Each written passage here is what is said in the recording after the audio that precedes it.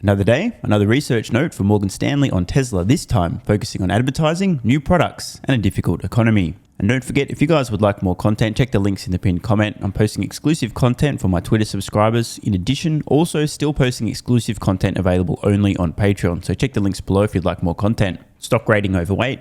Industry view, in line, price target $200 per share. Just wanted to share some feedback following Tesla's shareholder meeting in Austin. I'll be touring Giga Texas with a group of investors this afternoon to learn more about the production ramp, progress on the 4680 cell manufacturing, Cybertruck, and other developments. Some pithy thoughts from Texas on a few of the topics getting the market's attention from the shareholder meeting. Tesla will consider advertising. This was bound to happen. EV demand curves are flattening.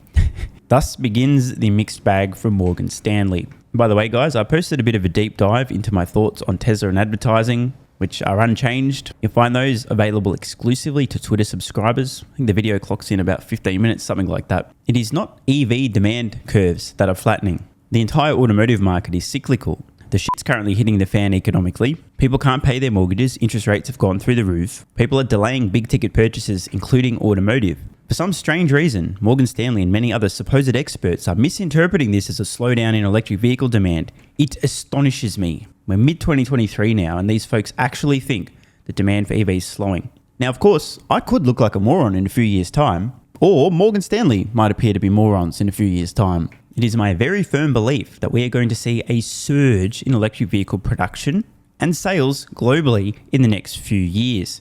This is prime time. We're at the tipping point, the most ferocious period in terms of EV growth. Meanwhile, in Morgan Stanley's own words, EV demand curves are flattening. I don't think so. This reinforces what was already becoming clear this year as Tesla matures. Incremental supply is exceeding incremental demand. See, it is impossible for me to take these folks seriously when they say shit like this. Again, according to Morgan Stanley, electric vehicle supply is exceeding demand. This is absurd. The market for EVs, while still rising, appears to be decelerating. Oh my God. Can somebody remind me, I don't know, 5-6 years from now to map out this supposed S-curve that Morgan Stanley said was flattening out? Rather than one sweeping logarithmic S adoption curve, there may be multiple S-curves with flatter periods of growth. Now, if you want to be pedantic about this, they may be right. If the entire automotive market, like right now, is slowing down, this could temporarily be a slight drag on EV adoption. But I firmly believe we're going to see the vast majority of consumers globally completely shift their preferences from ICE to EVs in the next, call it 3 to 5 years, where just about everybody, 5 years from now, will be adamant their next vehicle will be electric. Between now and then, the limiting factor is going to be production of electric vehicles, not demand. And of course, I'm not talking about electric vehicles being sold in larger volumes at today's prices. The good news is, as production scales up, costs come down, meaning the vehicles can be sold for lower price points. And as we know, electric vehicles are now at price parity with internal combustion engine vehicles. Not every consumer knows this. In fact, many don't. But there's enough that do that are still buying every electric vehicle that's being produced. Caveats there. Electric vehicles that are within people's price range that aren't piles of shit. Price cuts have been an important push this year. Where would Tesla's sales volume be heading without the price cuts? Advertising is another push. Again, if you guys want some more of my thoughts on advertising, check out the Twitter exclusive video. Tesla has available supply and wants to be big. Ferrari does not advertise because demand is greater than supply and has up to a 2-year wait list. Tesla will advertise because supply is greater than demand. Now, once again, I don't agree with this statement. For one, as I've discussed in the past, if somebody wants something and they can't afford it, that's still demand. It's just demand that can't be actioned. No one can take action upon that demand if they can't afford it, but they still want the product. This is very different from people just not wanting the product. The reasoning that Tesla will advertise because supply is greater than demand doesn't check out. An investor literally asked Elon Musk at Tesla's Investor Day, how about advertising? And Elon Musk spontaneously says, yeah, okay, we'll try. So Tesla hasn't decided, oh, geez, we better start advertising now because there's more supply than there is demand. In Elon's own words, he believes in listening to shareholders. So Tesla will try this because a bunch of shareholders are going, please advertise Tesla. My investors are mad because my fund is down. If you advertise, you can sell your vehicles for more money and the stock will go up. Or something along those lines. In a follow-up CNBC interview, Elon Musk emphasized the importance of advertising to be both fun and informative, and that the best advertising must be as close to content as possible. Now, This is all true and obvious. I have a lifelong disdain for advertising. It grates me the wrong way. I know I'm being manipulated. The only exceptions to this rule are when advertising is so entertaining, informative, interesting, enjoyable that I consider it good use of my time to consume, as opposed to having somebody forcibly take a shit in my ear, which is what traditional advertising feels like to me. Maybe some of you can relate. Hi, you have a small brain? You do? Let us manipulate you into buying our product. Huh? That's pretty much how advertising tends to work. I'm obviously not the target market, which is a very different part of the bell curve. But it's very important, I think, for companies in general, if they really do want to advertise and make a mark, have an impact, to make their ads as entertaining and valuable as possible so people don't tune out. In fact, even better, make the content so good that people share it. In fact, allow me to share my favorite piece of advertising of all time, an old print commercial for a lubricant. You might want to check out on screen now. It's just going to be a picture if I can find it. And here we are, ladies and gentlemen, I found it. This is the ad. Bottle of lube, it's all it takes. I've shared this with many people. Now, this is a very old fucking ad, but it was so good, I couldn't not share with people. Hopefully this ad needs no explanation. But something like this, simple and effective. Moving on. This comment about content strikes a chord with me, as we believe Tesla, as many other tech firms have done, will offer content to its consumers. Now, this is a really great point. I actually agree, and I would like to talk about this in a bit more detail. I think a huge portion of the future for branding and advertising is actually for companies and corporations to create their own content. For example, a podcast. It doesn't need to necessarily be, hey, look, this whole podcast is about us, but just something slightly relevant to the industry they're in. Add value, educate, entertain. Could you imagine, just for example, if Pick Your Favorite Brand had a podcast? Imagine there was, I don't know, an Apple podcast, but they weren't just talking about Apple shit. It was just a generic technology podcast. Lots of people start tuning in, but it's provided by Apple. By releasing such a podcast, Apple would be adding value. There'd be many consumers who indirectly end up buying Apple products because they really appreciate the content. It's a law of reciprocation. Imagine if Tesla launched a podcast and it wasn't just talking about Tesla vehicles. No, that's not the point. It's about adding value. Create content, a podcast that people want to consume. It just so happens to be done under the brand of Tesla. Over time, the podcast gains traction, more people tune in, they enjoy it. And as a consequence, some of these consumers of the content of the podcast eventually end up buying a Tesla product. Not because Tesla's pushing it, not because the podcast is about Tesla's products, but because it's much broader and people just appreciate the content and the value add. And I'm not suggesting that Tesla should do this, but just to illustrate the point of how something like this might work. Maybe Tesla has a podcast about sustainable energy. They're educating people. The transition's happening. The costs of products are coming down. It's inevitable. There's hope. There's optimism. Be a great antidote to the fucking insane climate alarmists at the moment. Enough on that. Many investors would look at potential Tesla films or Tesla media as a distraction from the company's core mission of accelerating sustainable transport. By the way, I'm one of them. I have a very black and white view of Tesla. I don't think that the company should be doing anything at all other than making their products better, cheaper, and more of them. Everything else is a distraction. People, of course, will argue the point. Oh, it wouldn't cost them that much, just a few employees, be fine. The whole budget for the thing could be $500,000 a year to sell hundreds of millions of dollars of Tesla products, and maybe so. But I would much rather the company is laser focused on making their products better, cheaper, faster. Simple as that. But Morgan Stanley's right. Something like this could really help Tesla over the long term. And not just Tesla, but brands in general. We would encourage a discussion with your TMT teams. Does anyone want to let me know in the comments what the TMT is? I got no idea what they're talking about. About the importance of content creation and delivery in an ecosystem. Given Elon Musk's somewhat broad scope of enterprises, space, comms, social media, etc., we would encourage an open mind here. I actually really do think that this is important, not just for Tesla. In fact, less so for Tesla than for other brands, but content is king. Attention is the asset. To me, it is insane that all the world's largest brands don't already have a huge content creation platform where they're producing media, audio, podcasts, you name it. It boggles the mind. The opportunity is insane. Just to emphasize the point about attention is the asset. This YouTube channel has attention, many eyeballs, many ears. As a result of that attention, should I choose to promote a product I love, which I do, promote a service, launch something new, have a physical item to sell in the future because I already have attention, it's very easy to further monetize that. If you have attention, you can parlay that into opportunities, into revenue. And the other thing to understand is that the traditional advertising model is going to fucking die. There are many other consumers, like myself, who feel like someone is taking a shit in their fucking ear when they hear an ad. From the time I was a mid-teenager, I would mute television as soon as an ad came on. Go f*** yourself, I don't want to hear that, f*** you. Propaganda, mute. And I would unmute when the ad was over. I'm not kidding. It grates me the wrong way. So none of these ads get through to me. Most are ignored by consumers anyway. But what if, instead of ads being forced down people's throats, who know they're being manipulated instead, those same brands were the ones creating the content that I'm watching independent of mainstream media, which I haven't watched for a decade and a half. You understand, right? Instead of trying to manipulate consumers with ads, it's much better for brands to create content under that umbrella. If they add value, many of those consumers who enjoy their content eventually purchase their products, and you don't need to shove it down their throat. Morgan Stanley mentioning that Tesla teases 2 new products. While few details were shared, Tesla's model lineup is rather stale. The irony, by the way. I understand their point, but bro, Model Y is literally about to be the world's best-selling vehicle in 2023. I don't really know if stale is the word. Are they going to say that for iPhone and iPhone XL is stale? It's working. And we estimate we'll see up to 10 different shapes by the end of the decade. By the way, on that, they're probably right. Elon said the company is working on 2 new models, excluding Cybertruck, that can achieve over 5 million units annually and is already building one of them. We would not expect Tesla to formally unveil a new product unless it was within 6 months of production. And on this point, I actually agree.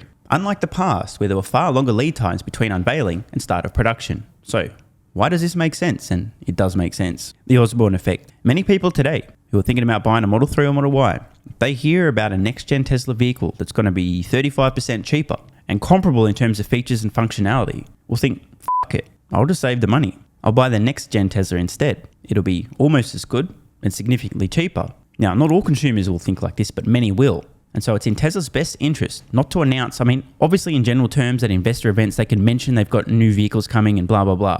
But you don't want to get into the specifics and talk about pricing and when first deliveries begin until they're about to begin. Otherwise, you have a ton of consumers who previously were ordering 3 or Y or thinking about it, changing their mind, backing out, and then you have issues. So I completely agree with Morgan Stanley on this point. Tesla wants to become the highest volume auto company in the world. And spoiler alert, they will be successful in this goal. To do so will require a range of vehicle form factors to address a wider variety of customers across retail and fleet applications. They are right. Tesla will need one category killer per category, and that does include some commercial vehicles, such as a van, a semi, oh wait, they already did the semi, a pickup truck, oh wait, that's just about to release as well, isn't it? But Morgan Stanley have a point. We estimate Tesla's current model lineup, come on, no f***ing sense of humor at all. Can somebody get a message to Morgan Stanley, Adam Jonas? Bro, come on. It's S3, X, and Y. But Steven, that's not the order they came out in. We have to be correct in our research notes. Why is it illegal for people to have a sense of humor? I don't get it. Anyway, address no more than 15% of the segments in the US market, leaving over 85% of light vehicle segments completely unaddressed. Now, Morgan Stanley have a bit of a point here. However, I don't know if they're completely factoring the Tesla stretch. You would classify all of Tesla's vehicles as luxury. So they're thinking about the luxury sedan market, the luxury SUV market. But really, there's a lot of consumers trading up from Hondas and Toyotas into Tesla's 3 and Y. Either way, though, Morgan Stanley's point remains, at this point, due to their prices mainly, Tesla doesn't really cover much of the US market yet. That's what the next-gen vehicle platform is for. To achieve our nearly 8 million unit forecast for Tesla by 2030, by the way, not going to age well. Double it and they'll probably be closer.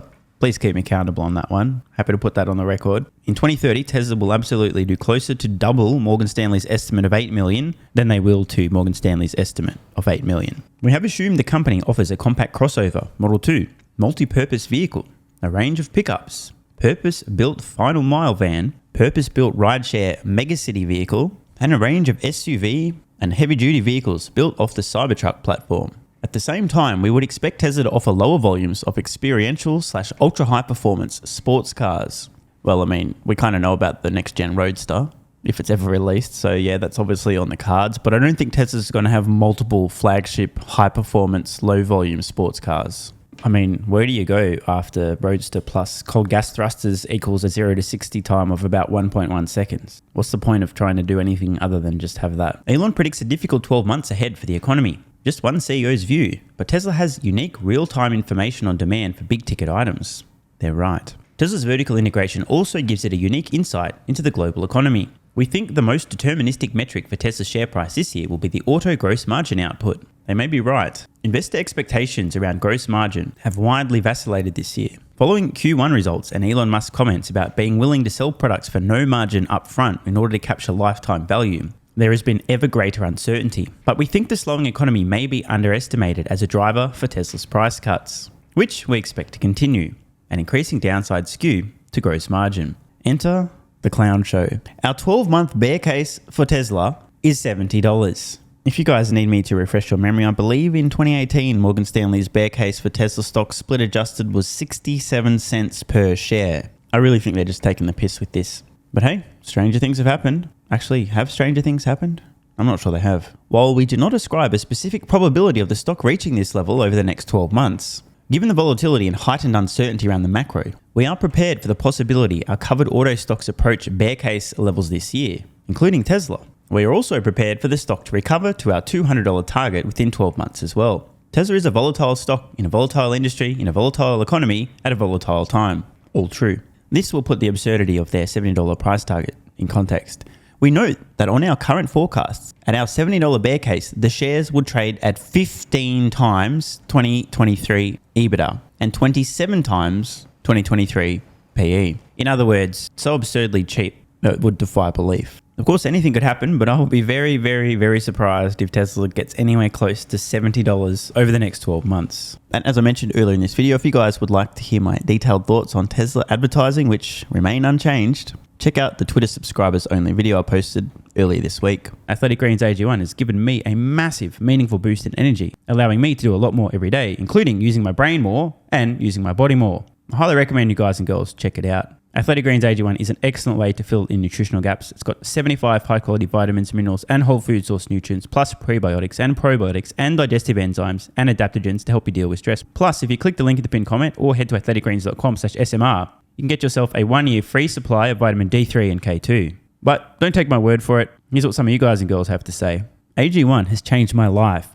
I was, as you described, treating myself like a circus, ate like trash, rarely exercised, used alcohol as a stress crutch, cannabis also. AG1 is what gave me the kick in the ass, got me back to the gym, motivated me to do more for myself, family, my business, etc. Keep doing what you do. Now, I know there's some skeptics, the same kind of people who think Elon Musk is a fraud, reading this going, what do you thought? There's no way that's possible, bro. It must be a placebo effect. Believe it or not, this is a recurring theme. If you give your body everything it needs to feel and perform its best, including having a lot more energy, you'll need ways to use that energy. For me personally, that includes more exercise, moving my body more social activity, and more cognitively demanding tasks, including producing a ton of exclusive content over on Twitter and on Patreon, plus my daily YouTube uploads. The proof's in the pudding. On to another testimonial from a viewer of this channel. SMR, you asked me to provide feedback on AG1. Here it is. It has helped with mental acuity, stamina, and intestinal waste management.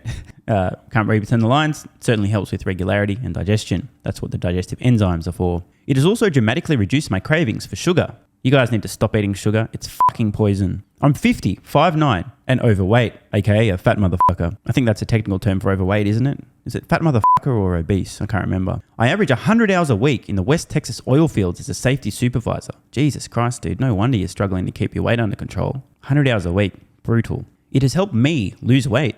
It is not an appetite suppressant. It can help fat people suppress cravings, and motivation to be healthier is critical for changing your diet. Love you, brother. Again, this is a great point and something people really don't seem to grasp. If you have more energy, everything becomes easier. It's like turning on easy mode for life. A few years ago, before I was taking AG1, my health was trash. I was struggling to get through the day, had afternoon fatigue. The last thing I wanted to do was either use my brain or move my body. Didn't have the energy. Now, my biggest struggle every day is figuring out ways to use that energy. I'm exercising way more, doing a lot more with my friends and family, and of course, my work output has increased substantially. And you can fact check me. Check out the average length of my videos I was posting to YouTube 3 years ago. Need I say more? And one final testimonial. Love this one. Okay, here's the deal for me with this AG1 shit. I'm 41 years old and not the type to eat, drink, smoke, or sleep healthy, so I was skeptical. That being said, here's what I experienced. Day 1, meh. Day 2, afternoon fatigue was about 45 minutes late. Day 3, 0 afternoon fatigue. Day 4, 0 afternoon fatigue plus extra energy. Day 5, again, 0 afternoon fatigue plus energy. Wondering, what the fuck, really? See, this is the thing, right? The results for many people are just almost too good to be true. This is the same experience I had. My afternoon fatigue just vanished out of nowhere. I'm like, wait, what the fuck? Why am I not tired in the afternoons anymore? Surely, it's not that AG1 is it? Turns out it was. Day 6 and 7, same thing. Day 8, same thing. Plus, I had the want to get things done around the house that I normally would slack off and not get done. Again, the point, extra energy, you'll need to use it, you'll find ways to use it. Day 9, 10, and 11, and today is day 12. I fucking love it. So however you managed to get me to buy it, I'm so glad you did. Thank you so much, SMR. It really changed me so far. Guys, this shit really works. Just try it. By the way, This is the reason I continue to relentlessly promote AG1. A lot of people get real fucking mad in the comments. Oh my God, snake oil salmon sold out. Oh my God, he's a scammer. This is fraud. But constantly, I'm pretty sure everyone making these comments is also currently short Tesla stock. I'm not particularly concerned about people having a negative perception, those folks suffering from small brain syndrome, still living in my bum's basement syndrome, etc., writing mean comments, claiming AG1's a scam or it doesn't work. I mean, bro, when I get feedback like this is what keeps me going. And remember, there is a 90-day money-back guarantee. There's nothing to lose here. Just try this stuff for a month, and if you don't get these results, get your money back. See, it's a literal no-brainer. It's an IQ test at this point in time. Testimonial after testimonial after testimonial like this. You get your money back if it doesn't work. Just try it for a month, and if it doesn't work, get your money back. Today's the day. It's finally time. Be like this guy who was a massive skeptic, but finally, after 1,000 promotions in a row, caved in, tried AG1, and has results like this. Head to athleticgreens.com/SMR or click the link at the pinned comment, and please, let me know how you're feeling in a few weeks' time. Now, if you'll excuse me, time to put my extra energy to good use. I'll be recording some more exclusive content for Patreon and my Twitter subscribers. So click the links in the pinned comment. See you over on Twitter and or Patreon. And don't forget to grab your AG1. Love ya.